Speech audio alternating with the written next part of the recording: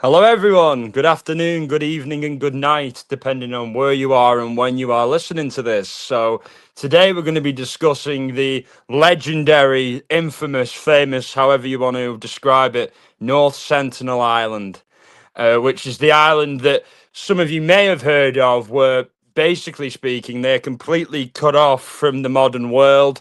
They live in a kind of Neolithic era hunter gatherer style tribe system, and they're an island located just off the coast of India, and they're part of the Andaman and Nicobar island chain.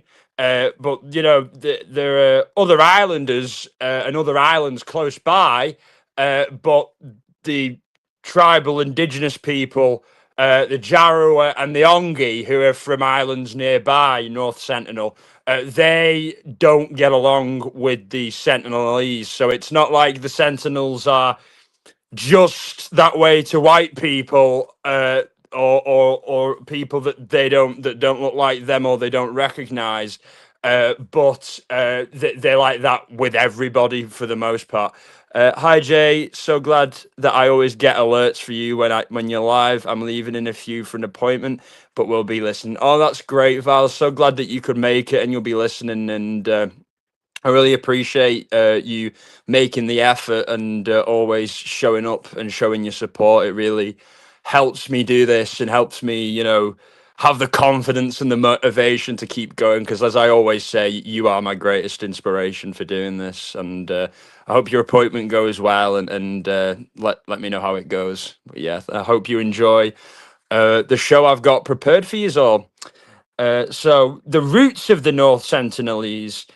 So just a bit of a background, like they are very close to India, but they don't look Indian at all. They're black, very dark-skinned people, and they're very small. I think most of them are under this are under like 5'5". You know what I mean? They're not tall people, and there's a reason for that. They are descendants of early humans who migrated out of Africa 26,000 to 60,000 years ago, and they've been in virtual isolation. They haven't mixed with other races, other peoples. They have been ethnically uh, unique and homogenous totally for basically 60,000 years, and there are no other people on Earth, perhaps maybe some Amazonian tribes and some people in Melanesia that are like that. But these other tribes, they have a degree of communication and understanding of the outside world. The Sentinelese know about the outside world, but they, really, if ever, communicate with us peacefully. And there's a good reason for that. So, there is currently about 50 to 200 of them, and that's a rough estimate because, like, we can't just go onto the island and survey them for a census. You know what I mean? It doesn't work like that. It's just kind of rough estimations based on the size of the island and also the amount of fauna and food available to them, and that's basically the number that that island could support in terms of a population, especially if they're lifestyle. So there may even be more than 200 of them. I think sometimes when we measure this, we think of it in modern human terms. They're not living how we live. They live a hunter-gatherer lifestyle, and they're totally at one with nature. And the reason they're probably hostile towards outsiders, as well as probably some bad experiences with them, is that they don't need us for anything. They are completely self-sufficient. They fish in their own waters with canoe boats that they've made. They like fruit that grows naturally on the island. They don't need. We have nothing to offer them. Obviously, they like to salvage bits of iron from ships that run adrift there, which we'll get into, which they can use for bow and arrow. But other than that, there's absolutely nothing that they want for. So, it's best to just leave them be as far as I'm concerned. And the first recorded contact with outsiders in the modern age, that they will have had contacts with the Ongi and the Jaroa, who are from the nearby islands. But based on the reaction of them when the British brought a Jarowa tribesman near them to see how they'd react. They reacted more violently towards him than they did the British guy. So that would suggest that they have history and they don't like them, as I was saying earlier. The first recorded contact was in 1867 when an Indian merchant ship called the Nineveh was wrecked on the island's reef. The 108 survivors were attacked by the islanders with arrows, but they were later rescued by the Royal Navy. And then in 1880, this was the Portman expedition. So this is where they started to really resent outsiders. Initially, the whole ship thing was purely a defensive action. I think, you know, you've got to look at it from their perspective as well. Like, that ship, that giant merchant ship running aground on their reef would be the equivalent of an alien spacecraft just crash landing into our backyards. You know what I mean? Like, we'd be pretty terrified, and the fact that they confronted them with bow and arrow when these sailors obviously would have had firearms and swords and things shows the level of confidence that the North Sentinelese have. There is a warrior culture amongst the men. They're not scared of anything, and outsiders they'll meet, even with you know, modern weaponry and modern machinery. They're not phased really, you know, and that's why I think that they've lasted so long. That they've been so inhospitable and so eager to resist outsiders, and that's done them well, because the neighboring islanders, like I talk about the other tribes that are somewhat like them ethnically, the Jarowa and the Ongi, they are very, very small in numbers and have been decimated and basically don't really exist anymore as a pure, I say pure, but like as an like, yeah, I guess pure ethnic people, because they're all mixed with all the Ongi and the Jarowa in these neighboring islands have mixed with Indian settlers and others, very much like the situation in the Americas, where a lot of the Native American population sadly aren't totally indigenous. They do have some European and maybe African descent in them as well. So the Ongi and the Jarowa don't really exist as a kind of unique,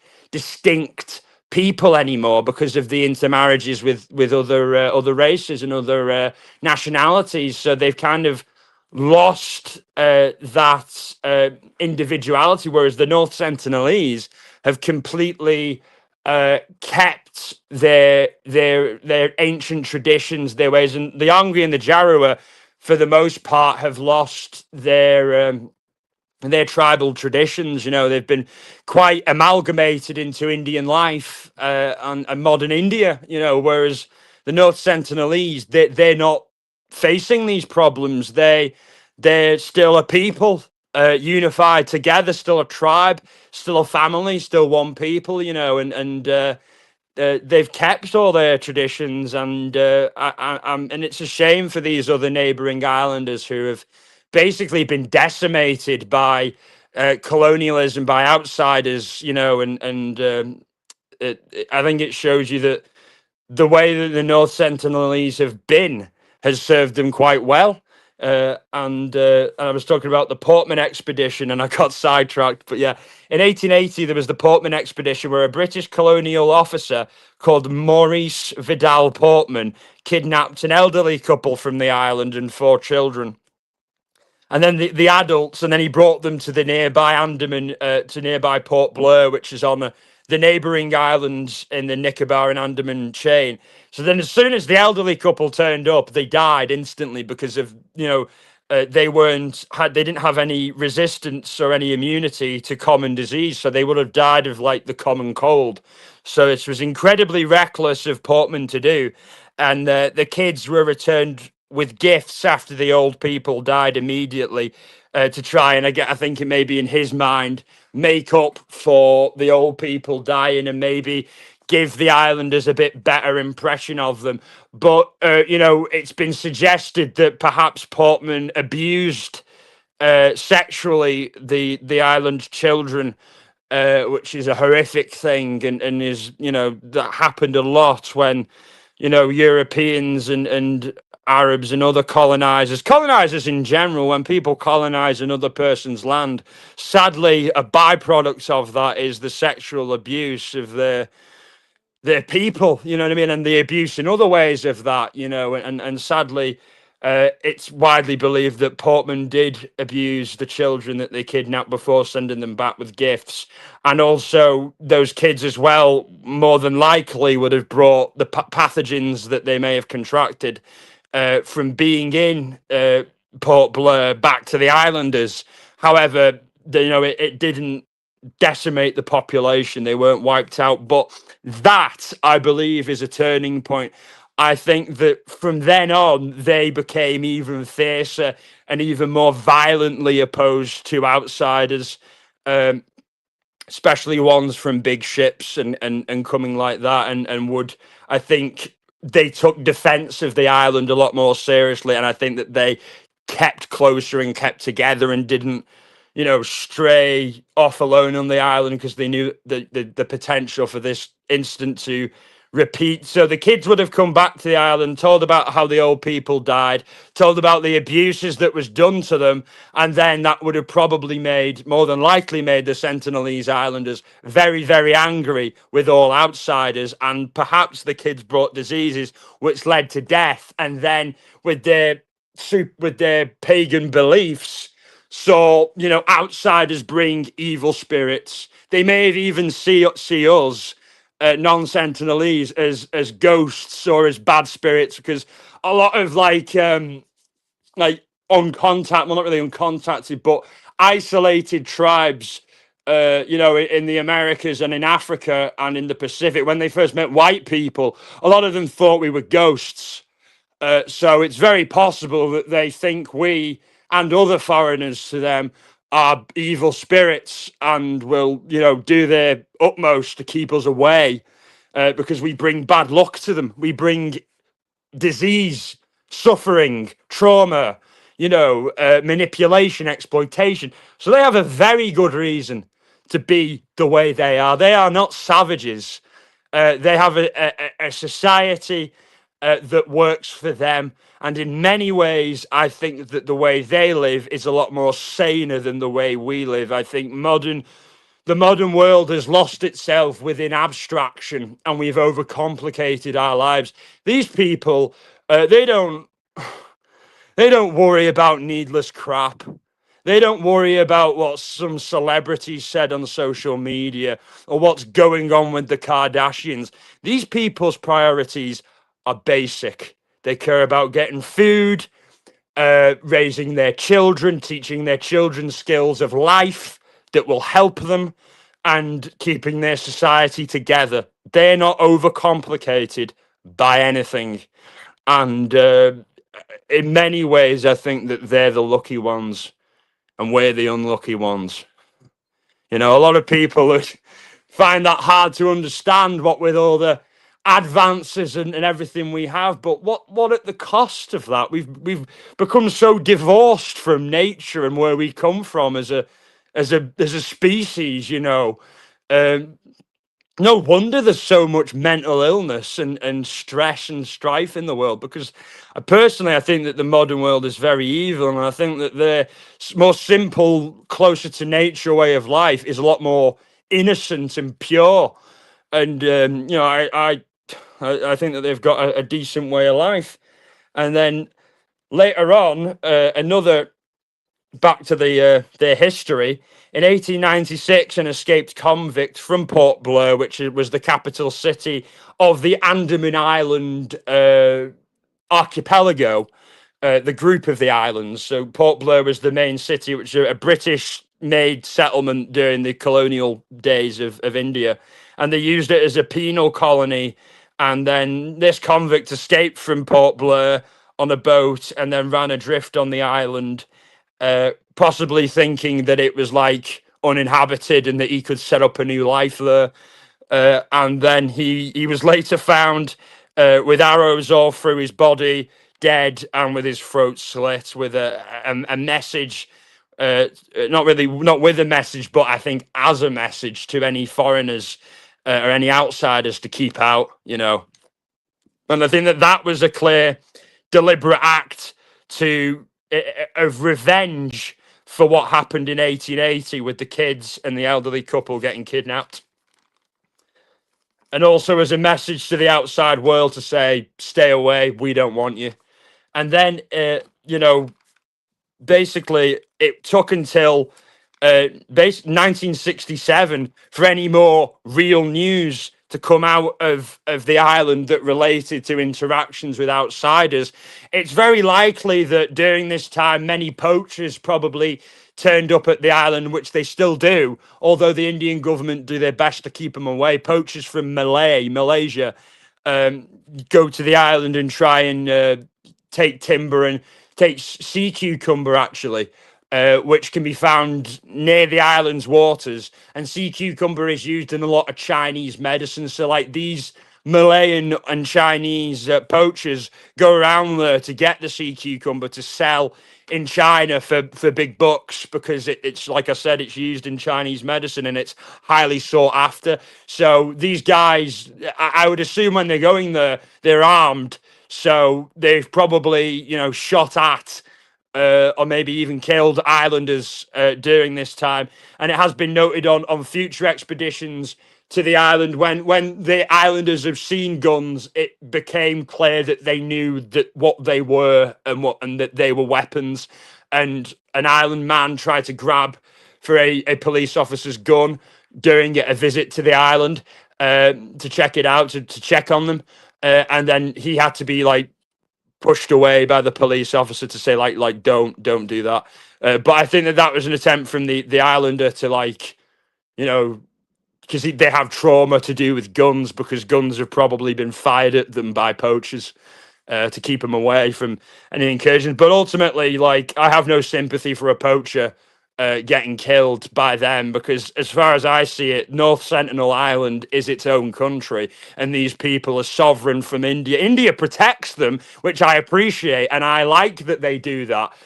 From poachers and nutcases going there, as we'll get into, because many have, to try and convert them and for viral stunts, you know what I mean, and all these kind of exploitative types. It's good that the Indian government are there to provide that level of naval protection.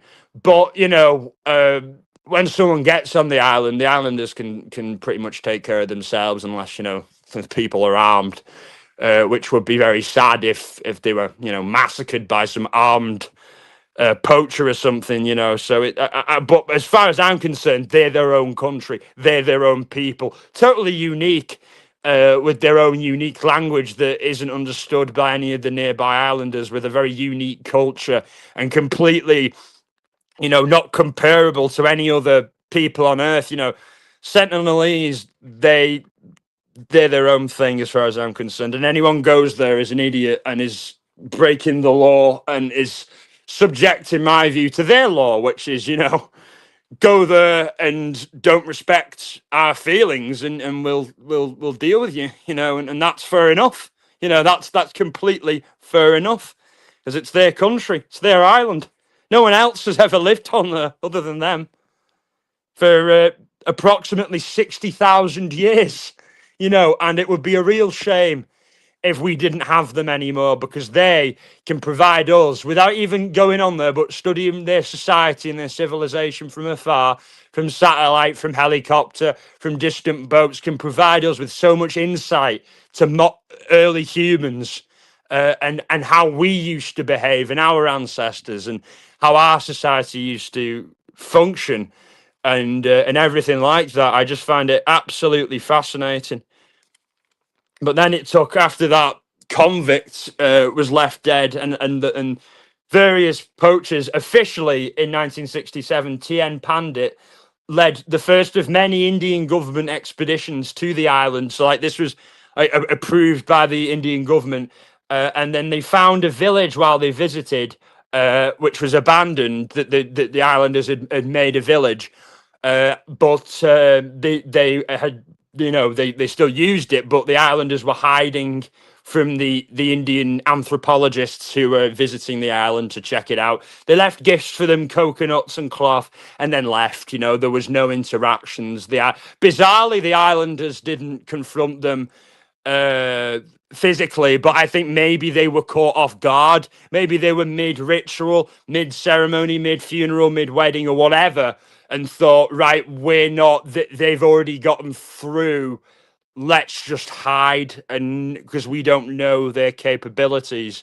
And they may also have a fear of contracting pathogens, which obviously I don't think that they would see it as disease from outsiders, but I think maybe bad spirits, bad luck, bad karma, and to keep away unless absolutely necessary.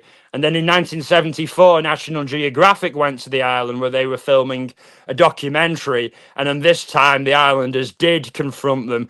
And the director of that documentary was hit in the arm by an arrow, but survived. And then in 1981, the Primrose, a cargo ship, ran aground, and the crew had to fire flares at the islanders to prevent them from attacking them, from getting onto the boat. The ship's crew were later saved by helicopter, and the boat was subsequently scavenged by the islanders for irons and steel and other things to make into their arrows and their knives for their hunting and defense purposes.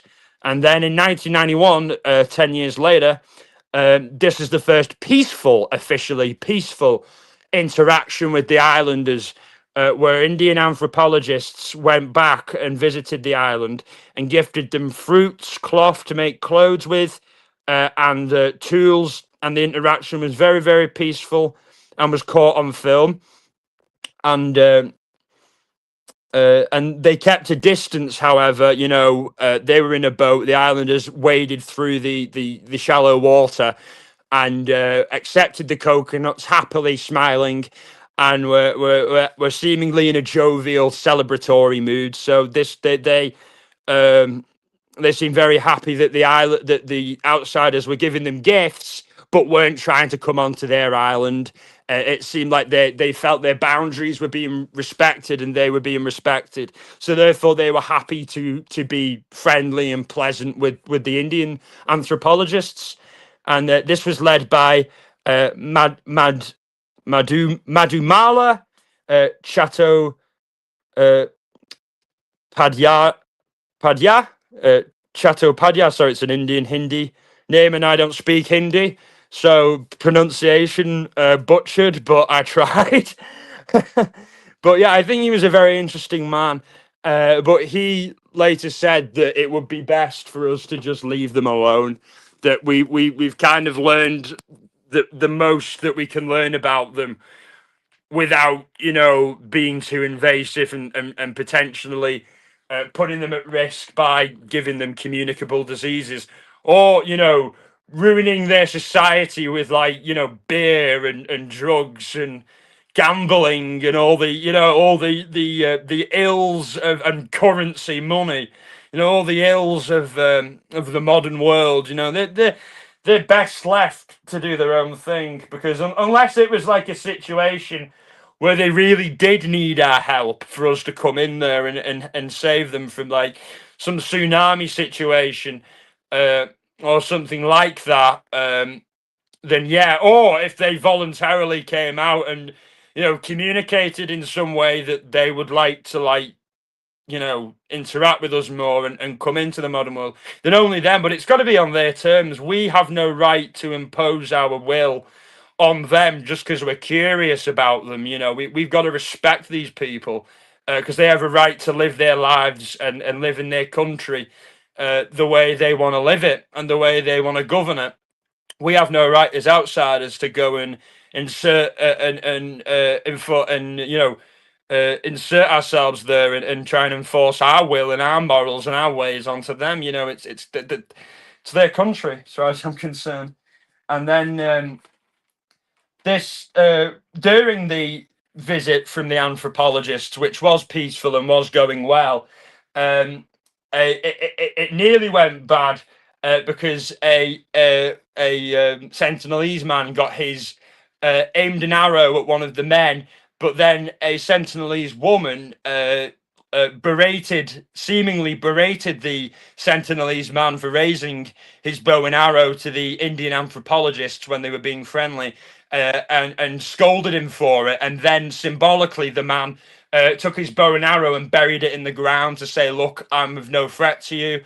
I'm sorry, I didn't mean that," which suggests that women hold a high degree of sway in Sentinelese society, in North Sentinelese society. Whereas with most of these isolated pagan uh, societies, they're very patriarchal. The men call the shots. But by that encounter that was witnessed by the Indian anthropologists, it showed that that women are listened to by men when it comes to judgment on the island, and that I wouldn't say that they live in a matriarchy, but I certainly don't believe that it's a patriarchy either. I think that women have a high degree of respect from the men, and the men listen to them.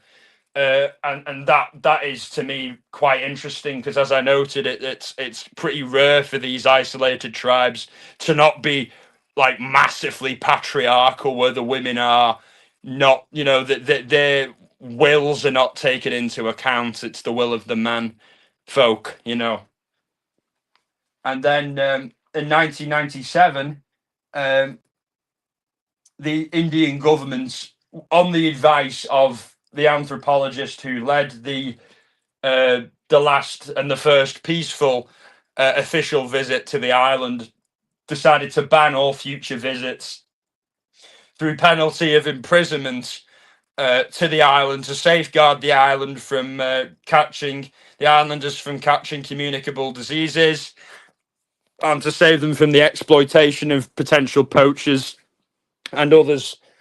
And in 2004, the Indian Ocean tsunami struck the island, and this caused fears amongst the Indian government and the world in general that it may have wiped out all the islanders. However, when a helicopter was sent by the Indian government to survey the island, it caught a picture of a Senegalese man. It caught the Senegalese man on video aiming his bow and arrow at the helicopter and firing an arrow at it. So, of course, it didn't hit because it was too far in the sky. But that shows you the level of, we talk about these people have balls, have confidence, aren't scared to take, people on.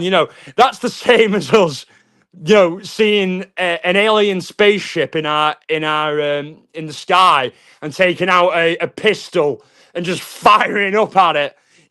That's balls, that's confidence, and you've got to have respect for these people for them to have the balls to do that. It's so amazing, and I can show you the picture now, which I'll put up on in the corner, of the Senegalese man firing the arrow. Here it is in the corner. And that was captured by an Indian helicopter surveying the island to see if any of them were still surviving after the tsunami hit. And that shows you that they were surviving very well in their old ways. They were keeping to in their hostility to outsiders. And to me, that picture is very symbolic. It's the old ancient world resisting against the modern world. And it's an act of courage and defiance, and I have nothing but admiration for these people, remarkably, and I can have that from afar. I don't need to go and see them and fuck with them. You know what I mean? It's I respect them greatly, and they were. It was likely that when the tsunami hit, that they were all already on high ground anyway, because there is high ground on the island for them to escape to and hide in from the tsunami. And it's very likely that they could spot the telltale signs, like, for example, the water in the sea gets warmer as a tsunami is coming, and the islanders obviously knowing their land and being so in touch with nature would immediately be able to spot out an imbalance, like the water getting warmer, and would see that as a sign from their gods, from the gods, that there is an impending tsunami or some kind of chaos, and that they need to get to high ground. And that's what they did, and that they were not affected by the Indian Ocean tsunami seemingly in any way. And then in 2006, 2 years later, after that, there were the two fishermen deaths, and there were two drunken Indian fishermen who accidentally drifted ashore while both passed out drunk on their fishing boats. They were not in the territorial waters of, or the exclusion zone, as it's officially known as, for North Sentinel Island, but they hadn't anchored properly, and they fell asleep, and their boat drifted to the shore, and then they were found passed out by the islanders and then killed by the islanders. And then in 2018, this is a case that some of you may have heard of, the missionary. Oh wow, sorry, I completely missed a lot of the chat. Because I just had Val's comment highlighted. Nasty meal, great topic. Oh, thanks. Glad you enjoy it, and you're very welcome, Val. Yeah, sorry I wasn't getting to your comments, guys. I assumed no one was commenting, but I forget when you highlight a comment, you don't see the next ones that are coming. So hi, Nasty meal, and hi, Amber. Glad you could join us, and everyone who's in here, and everyone. In the 19th century, a bunch of anthropologists landed on the island, did a bunch of weird. Yeah, they did. I was talking about that earlier. That was the just fucking name. God,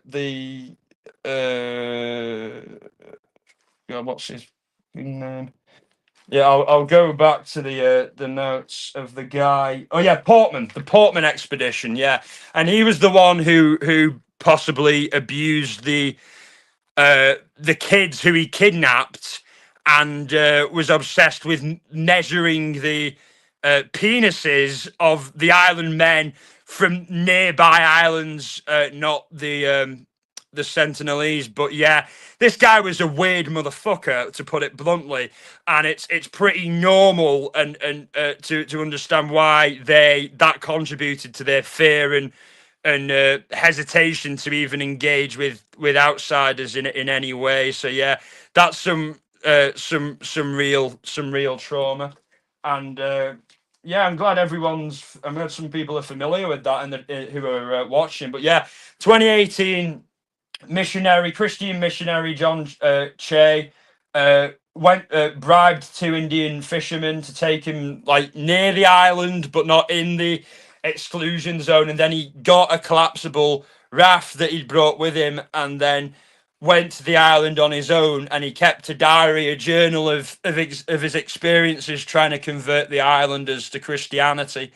And he, basically was encouraged to do this by his church and by his family, and he was always obsessed with Christian missionaries who'd converted, indigenous pagan people to Christianity, and thought that it was his mission from God to do it with these people.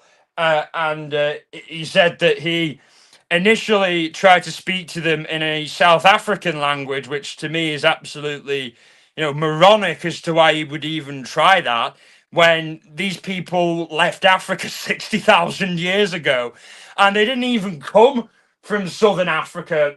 These people left basically Central Africa, near like Zimbabwe, and more like closer to they say like Mozambique, those types of places, not South Africa. And obviously language evolves, over hundreds of years, never mind thousands of years, never mind 60,000 years. So whatever language their ancestors spoke when they first arrived on Sentinel, that originated in Africa, that language will long since have changed or be completely dead now. the modern people living in those areas. So he was very naive in thinking that speaking to them in a South African language they were ever going to be able to understand. And he also went to them in his boxer shorts and his underpants, thinking that they would like respond to him better wearing less clothes, 'cause as they do, they don't wear much clothes. They just wear a bit of cloth, and they wear like bits of fabric and cloth around their heads and around their arms as well, and their waists, I think, as some kind of sign of like tribal authority and allegiance. But it may just be a cultural fashion thing. I don't know. It's just pure speculation on my part. But he approached them initially, John Che, and they a little boy of about 5, 6 years old fired an arrow into his Bible, and if that wasn't a sign that this ain't gonna happen, I don't know what was. And he tried to read the gospel to them and told them that he loved them and that Jesus loved them, but they, like he said, they seemingly responded in a way that like they were mocking him, and that they were showing their displeasure by like taking gifts that he'd given them and burying them in the ground to say like, look, we don't want your stuff, we don't want you here, you're overstepping the mark, you're disrespecting us, you need to leave. And to be fair to them, the first was a little boy who fired an arrow through his Bible. The men and the women just kind of laughed at him and made fun of him, but also made clear to him, look, we're not going to give you 1,000 warnings. This is our warning from you. We're burying these gifts. We don't want what you're giving us. We don't want to buy whatever you're trying to sell us. We're perfectly fine. Leave. Otherwise, you're going to face the consequences. And it's as simple as that. And he left them after the little boy fired the arrow into his Bible, and then made further attempts to do it. And then ultimately he was killed because he didn't heed their warning, and he was borderline harassing them. No, he was harassing them. You know what I mean? And they don't want to be harassed. They don't want to be converted to Christianity. They have their own religious views, and it's done them perfectly fine. And their religious views make sense for them because they rely on the nature of their island, the fauna of their island, the fish in the water of their island, the trees as well in their island to make their huts. So all their animism, their paganism, their nature worship makes a lot of sense for them and has done them very well in terms of keeping their society focused on that connection with the land, that knowledge of their island to benefit their own survival. So they don't need Christianity, and it's not anyone's place to go and impose this on them. I know people's religious views tell them it's like it's their duty to go and do that, but no, it ain't gonna happen. People have tried it, you know what I mean, so many times with them. They're not gonna buy it. They don't want to buy it. They don't need it. You know what I mean? So I think the Christian thing would be to just respect them, respect that they're different, and leave them in peace. Love thy neighbor as thyself. And that's in the Bible, and they're our neighbors, and we should love them as thyself. Like, we wouldn't want to be harassed and bombarded by aliens who have spacecrafts and have this really advanced technology, and where we'd be worried they're going to try and exploit us, take over, enslave us, give us diseases, all the concerns that they have, you know what I mean? So their way of thinking is perfectly logical, and despite popular opinion, they're not cannibals. They don't practice cannibalism. They bury their dead. They've got plenty of food in the crabs and the fish that they catch and the fruit in the island. They don't practice cannibalism. And I know some people in like Papua New Guinea and Melanesia practiced cannibalism, not out of desire of hunger or anything like that, but for spiritual reasons, believing that the eating of the flesh of one's enemies or of a mighty warrior would bestow the courage and the strength of that person within the person consuming their flesh. That is the logic and the thinking that those people had. It doesn't that the Sentinelese are not cannibalistic at all. You know, they have never been documented of having all the bodies of people that have turned up there have all been discovered by later search parties looking for them, and they have never been eaten. You know what I mean? We wouldn't find the bodies if they were cannibals. You know what I mean? And then the most recent incident linked to the island in 2025 last year. Oh, thanks so much, Amber. A stupid TikToker went to the island to try and clout chase and go viral, and to try and get them on camera as part of a live stream. But and he obviously went there illegally, like all the others. And he left. He made it onto the island, but didn't encounter any islanders. Lucky for him, because they would have made mincemeat of him. That little lad, you know, he wasn't very intimidating physically. You know, he didn't look like an alpha male. Should we say that? So, like, yeah, I think that the Sentinelese would have laughed at him more than anything else. I don't think that they would have been intimidated by him in any sense of the imagination. But yeah, he was lucky he didn't encounter any of them. But he did leave a half-drank can of Coke, which had would have had his, like, probably saliva in, pathogens in. And if one of the Sentinelese found that can of Coke and drank it, they would more than likely, you know, catch diseases from this guy. And then that could wipe out the whole island. But I think based on their fear of outsiders and their trepidation of outsiders and the unknown, unless it's, you know, done on their terms respectfully, I think that they would have ignored it. You know what I mean? Like the gifts from John Shea, the missionary, you know, they rebuked them, they rejected them because he imposed on them. He didn't, you know, the phrase softly, softly, catchy monkey. The Indian anthropologist learned that learned that was the way to go in. You go softly and smoothly and respectfully with the North Sentinelese and do it on their terms, not on your terms. And then you have the chance to have positive encounters for them. But like, as I've said, and as the lead anthropologist of those expeditions said, like, we've learned as much as we can really learn about them before, like, we could like negatively affect them and impose all the negative things, like I said earlier, that we have in our modern world, all the diseases, all the gambling, the abuses, the manipulation, the financial usury, capitalism, money, all the dirty things that we could do without, to be honest with you. We could do without all this.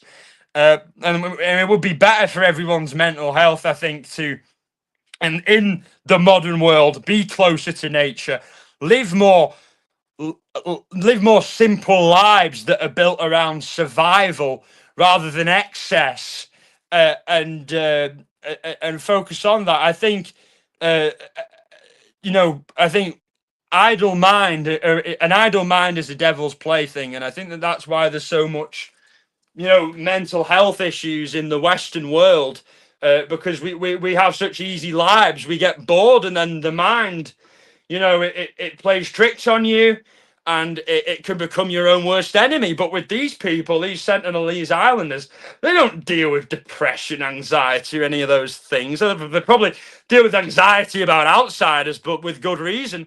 But like their focus is completely on the here and now and their survival. The amount of stuff that they do in the day, collecting, you know, sea mollusks or crabs, and the women gathering, making cloth clothes, educating the children on how to survive, and making bow and arrow crafts, and all this kind of stuff, and building shelters, maintaining shelters.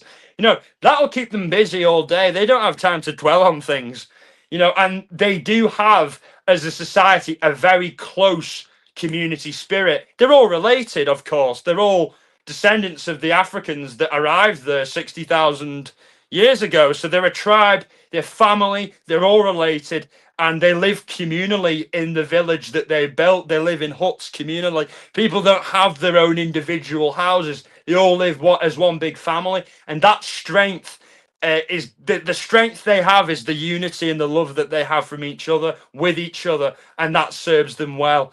And I think that they have a lot more unity and cohesion in their society than we do in the Western world by far. There's a lot less strife internally in North Sentinel Island, I believe, than in the modern world.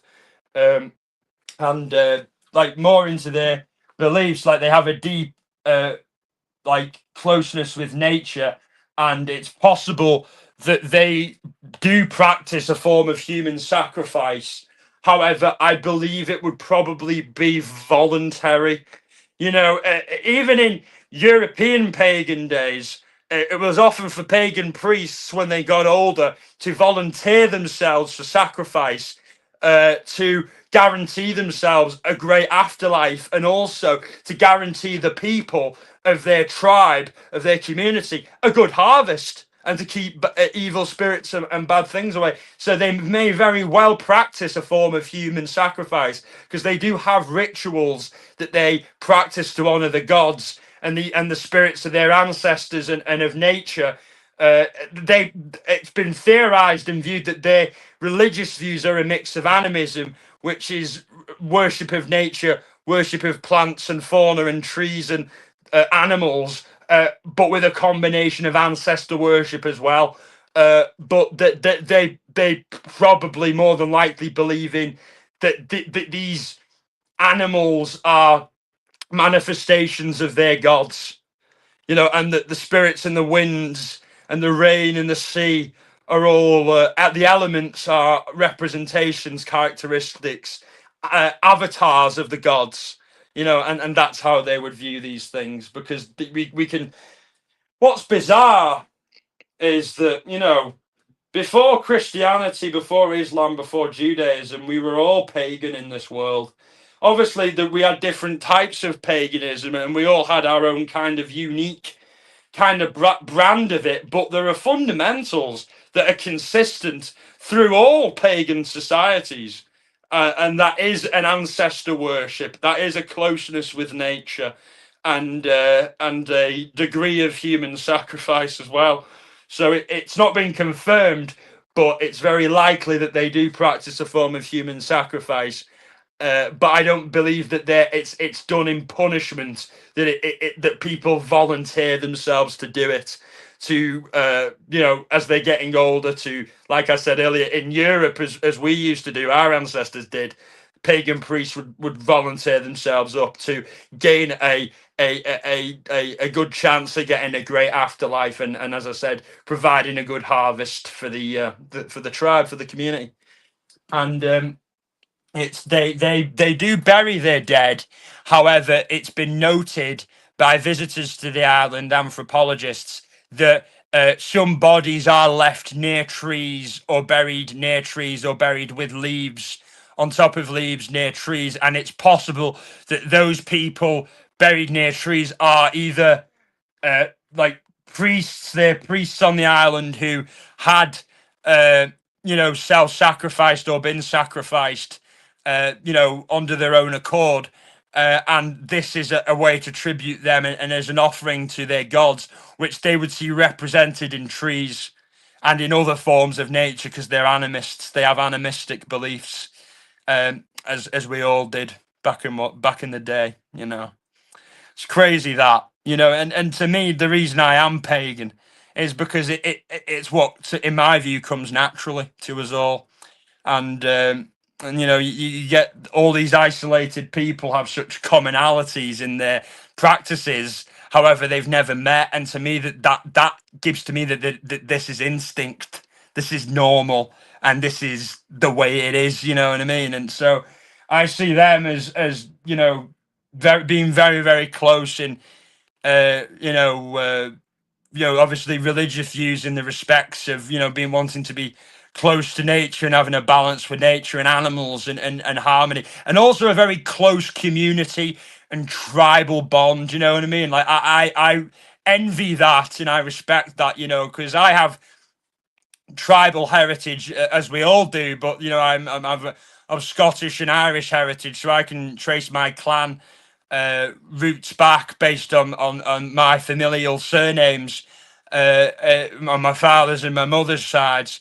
And but it would be nice if I knew other people and lived in a community close with these people of my clan and tribe. I think that's like a real beautiful thing, and I think that closeness in I think in our modern world is lost. And these people have a lot of what we don't have. We talk about all the things that we have over them, but I think the most important thing is like cohesion, family, strong communal bonds, a strong, like I said, a strong sense of togetherness and a focus on what is needed and what is essential for survival, rather than abstraction and pointless, materialist pursuits.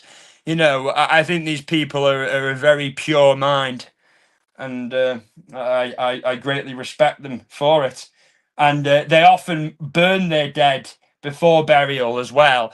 And this, not obviously to cremation points, because they don't have the means to do that, but they burn them, and it's possible to either prevent disease or to cleanse it of evil spirits, or prevent evil spirits from messing the body, or it may be a purely ceremonial, ritualistic way to enable the spirit to get to the afterlife. That could also be possible.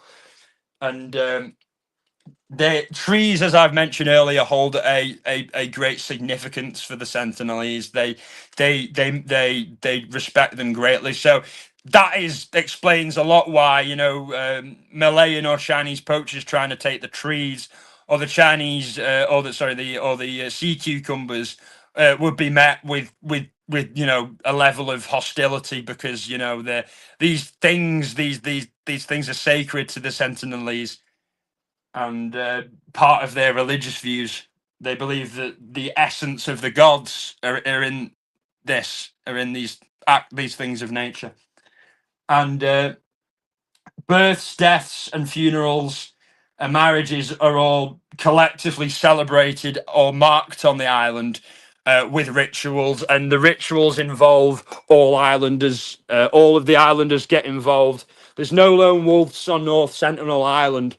Everybody is one big family. They do everything pretty much. Well, the women during the day, gather fruit and plants and things to make cloth out of, and the men hunt for fish and generally keep the island protected. But everybody, that like comes together for communal ceremonies, and I believe that they all have, like, they all eat together, they all sleep together, they all live together, and they all have like sex around each other. You know what I mean? They have group sex. Sex in North Sentinel Island is something that isn't that they're not closeted about or embarrassed about. They have sex openly with their partners, and it is believed that for the most part they are polyamorous. They sleep around, but I think not in all cases. I think that it has been noted that it's been seen that some people look like they are a husband and wife type thing, obviously, because there are marriages. But as is the case in pagan societies, especially isolated ones like this, the more dominant men in the tribe, the tribal chiefs, will probably have multiple wives. So they're not restricted to one man, one wife. So they the more respected of the men probably have multiple wives. But I'm unsure about the ratio of men to women on the island. But I generally think, from what I've seen, is there's more men than women. Well, that just could be biased, you know what I mean? Like, the reason we see so many of the men is because they're always on the beaches fishing, and the women are further in Ireland, where most outsiders don't manage to get to, because they're always hunting and gathering. They're always herding and gathering fruit and stuff and looking after the kids. But women obviously have been spotted by outsiders and the anthropologist visiting. And as I said earlier, it's quite interesting. They're not patriarchal, truly, because the women hold quite a lot of sway over the men. When the man, like I said earlier, when the Indian peaceful interaction happened in 1991, a woman stopped a man who was aiming his bow and arrow at the Indian anthropologist from doing so. She seemingly berated him in the North Sentinelese language to cut it out, to stop it, and he visibly, took note of what she was saying and seemed like he'd been reprimanded, and that she had authority over him in that moment, whether she was like the island chief's wife or his wife, you know what I mean? But that to me suggests that it isn't a patriarchal society, that women have power in Sentinel, the same as men do, and that men do listen to women and vice versa, and that their society is more egalitarian than most pagan societies are, rural, isolated ones anyway. And their language is unintelligible to like the other islanders of nearby islands to North Sentinel, which are part of the Andaman and Nicobar archipelago. Like I said earlier, the Jarrah and the Ongi have been brought, to the island in boats to yell out to them, and the islanders don't seem to understand what the hell they're saying because they are very much cut off. It's possible that their language, had obviously, it did have will have had its roots in their ancestors who came 60,000 years ago to North Sentinel from Africa. But of course, language evolves over hundreds of years, never mind 60,000 years. So it will have changed a lot since then, and will, is unintelligible to anyone else in the world. There's nothing that we can link it to the language that their African ancestors spoke, 60,000 years ago, is long since extinct. Any language from 60,000 years ago doesn't exist anymore. There have been ways with, understanding ancient Egyptian and then ancient Greek to translate some of these more ancient languages. But once you go that far back, there's no fucking way, to put it bluntly, that you're going to be able to have any semblance of what that language was really. Just look at the English language. We're a deviation of German. Look how different, we sound and our language sounds to German. You know what I mean? It sounds completely different. If you were to say to someone that English has its roots in a Germanic language, in a Germanic language, you wouldn't believe them. And that just shows you how language evolves over time. But I do find it fascinating of how unique and distinct they are. And their whole story, I think it's amazing, and they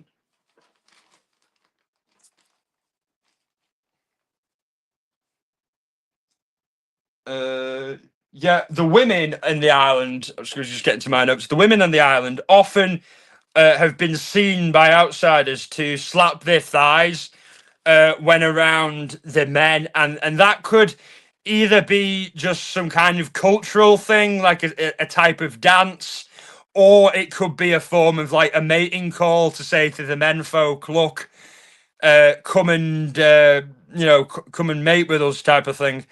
And they're known to shake their heels in the air as well when they're laying down on the chest, so that could also be a sign to the menfolk. But it just could be their way of dancing as well, their traditional dance. You know what I mean? Like with everything that we're able to glean from them, it's pure speculation. We can't go and confirm with them because we can't understand each other. You know what I mean? It's like we're left guessing. It really is a mystery. You know what I mean? A lot of this stuff. It's very interesting. And another cultural behavior that they exhibit is they often sit on their hands when they're displeased with something, and that they were noted as doing that to the missionary, the John Chow, and others who have visited the island. Like that's kind of like a sign from them, as well as burying any gifts that you're giving them to get the fuck away from them, basically. And it's seen as an insult in their culture to put your hands on your to sit on your hands. It's an insult to them. You know, they're doing it to tell you to basically fuck off. In other words, but that's everything I've got on them, and that I can find. Of course, there's plenty more to them that isn't documented, and we can only speculate on the extent of what their life's like. You know what I mean? I would love to be able to speak to one of them and it not risk, getting them ill and not threaten them and not make them scared.